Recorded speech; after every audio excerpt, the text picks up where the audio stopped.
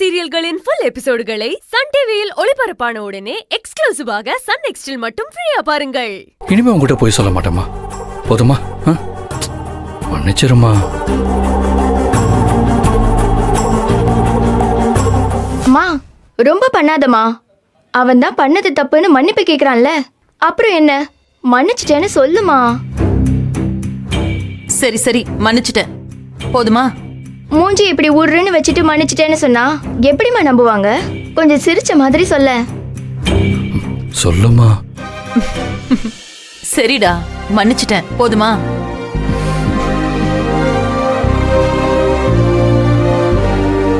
காலையில நடந்த பிரச்சனையில நீ சாப்பிடாமையே போயிட்ட. நீ சாப்பிட்டியோ இல்லையோன்னு ஓ நினைப்பாவே இருந்துச்சு. உனக்கு பிடிச்ச இடியாப்பம் பண்ணி வச்சிருக்கேன்டா, நீ போய் ஃப்ரெஷ் ஆயிட்டு வா, சாப்பிடலாம். மா, அதுக்கு முன்னாடி ஒரு முக்கியமான விஷயம் உங்ககிட்ட சொல்லணும். என்னடா? அதை எப்படி சொல்றதுன்னு தான். மா, எனக்கு அவசரமா ஒரு 10 லட்சம் தேவைப்படுது.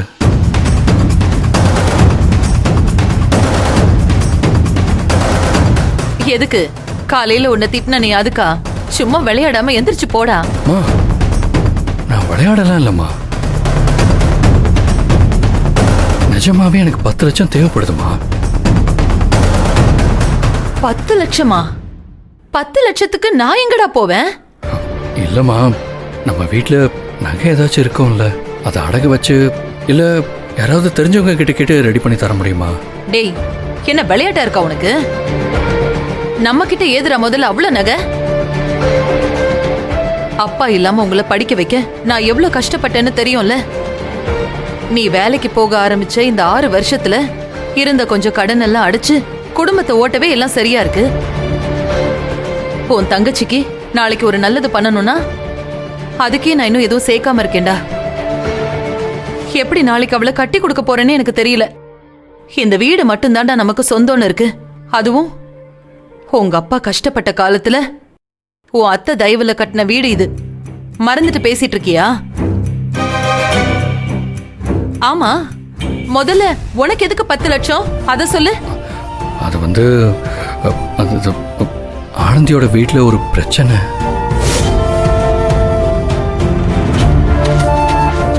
அவங்க பரம்பரை நிலம் ஒண்ண அடகு வச்சிருந்தாங்க, அத வேற ஒருத்தங்கிட்ட விற்க போறாங்களாமா. அத மீட்கலன்னா கையை விட்டு போயிடும்னு நடு ரோட்ல அழுதுட்டாங்கம்மா. அதை பார்த்ததும் மனசு கேட்கல. அதான் நான் ஏதாவது கொடுத்து ஹெல்ப் பண்ணலான்னு. திருப்பி கொடுத்துருவாங்கம்மா. ஏதாவது பேசுன நான் மனுஷியாவே இருக்க மாட்டேன். கொஞ்சமாவது அறிவு இருக்காடா உனக்கு?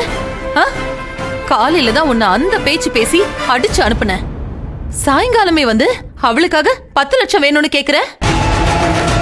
உனக்கு என்ன புத்தி கித்தி பேதலிச்சு போச்சா? ஆனந்தி ஆனந்தி ஆனந்தின்னு ஏண்டா இப்படி அவ பின்னாடியே நீ சுத்திட்டு இருக்க? மா, இல்லம்மா, கொஞ்சம் புரிஞ்சுக்கோமா. அவ ரொம்ப கஷ்டத்துல இருக்காமா. யாருக்குடா இல்ல கஷ்டம்? உங்க அப்பா நம்மள விட்டுட்டு போனதுக்கு அப்புறம் நாம என்ன சொகுசாவ வாழ்ந்துட்டு இருந்தோம்? நாம படாத கஷ்டமா?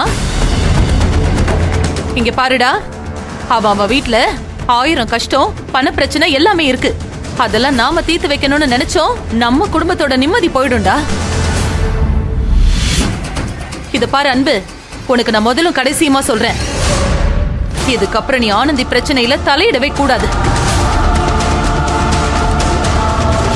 அவங்க குடும்ப பிரச்சனையை அவ பாத்துக்குவா. நீ தலையிட்டு அவளுக்கு பணம் ஏதாவது வாங்கி கொடுத்து கடன்காரனா வந்து நின்ன அப்புறம் நான் மனுஷியாவே இருக்க மாட்டேன். கஷ்டப்படுறாளாம் கஷ்டம். திருந்தாத ஜென்மத்தை பெத்து வச்சிருக்கனே, நான் என்னத்த பண்ண போறேனே தெரியல. 10 லட்சம் இல்ல வேணுமா?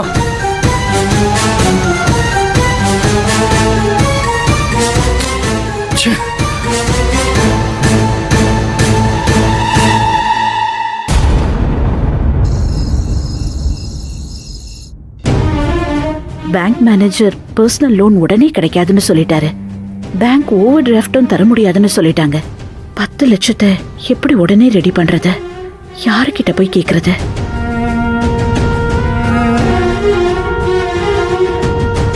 இதுக்கு ஒரே வழிதான் இருக்கு.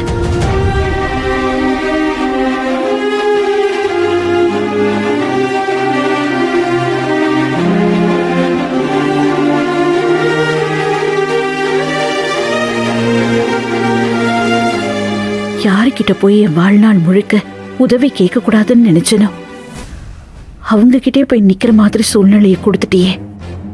ஏன் என்ன இப்படி சோதிக்கிற கடவுளே?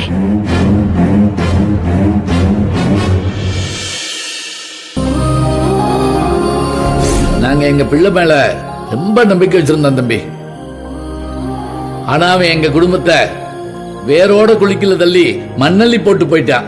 உங்க நல்ல மனசுக்கு எல்லாம் நல்லதாவே நடக்கும். தைரியமா இருங்க. ஆனந்திக்காக நான் இதை செஞ்சே ஆகணும்.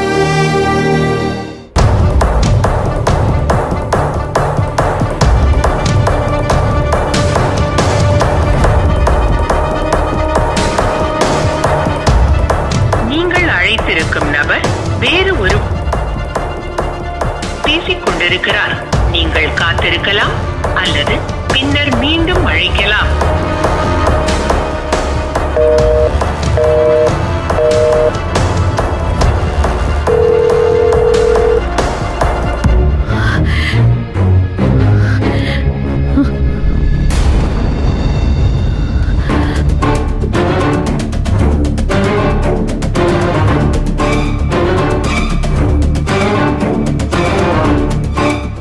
மேடம், என்னை கூப்பிட்டியேன்னு சொன்னாங்க.